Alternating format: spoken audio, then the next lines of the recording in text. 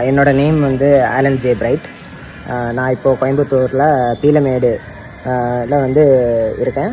Night வந்து என்னோடய பைக்கை வந்து ஒரு திருட்டு போயிட்டாங்க. லைக் பைக் வந்து R15 வெர்ஷன் 3.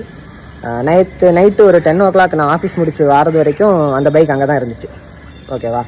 மார்னிங் வந்து நான் வாக்கிங் போகும்போது தான் வாக்கிங் போயிட்டு ரிட்டன் வரும்போது தான் பார்க்குறேன் என் பைக்கை காணும். அப்புறம் இங்கே இருக்கிற CCTVயெல்லாம் செக் பண்ணும்போது நைட்டு ஒரு 1:30 அந்த டைமில் வந்து 2 பேர் மாஸ்க் போட்டுட்டு வந்து அந்த பைக்கோட லாக்கை உடச்சி எடுத்துகிட்டு போகிற வீடியோ கிடச்சிருக்கு.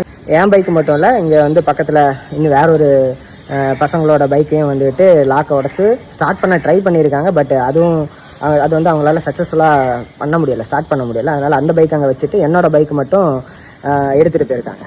ஸோ இப்போ நீங்கள் பார்த்தீங்கன்னா நான் வந்து கோயம்புத்தூருக்கு ரொம்ப புதுசு. இங்கே தான் இப்போ தான் ஜாபுக்காக வந்து கன்னியாகுமரியில் இருந்து நான் இங்கே வந்து ஷிஃப்ட் ஆகிருக்கேன். ஒரு மேக்ஸிமம் ஒரு 4 months கூட ஆகலை இங்கே வந்து.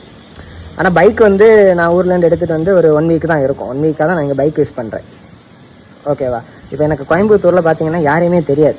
இதுதான் ஃபஸ்ட் டைம் வந்து நான் கோயம்புத்தூர் வர்றது. இப்போ வந்து நெக்ஸ்ட் ஸ்டெப்பாக வந்து இப்போ இந்த CCTV இருக்குது, அதை வந்து போலீஸ் ஸ்டேஷன் போய் கம்ப்ளைண்ட் பண்ணலாம் அப்படின்ட்டு இப்போ என்னோடய ஆஃபீஸில் வந்து என்னோடய ஃப்ரெண்டை வந்து கால் பண்ணியிருக்கேன். He is from Coimbatore.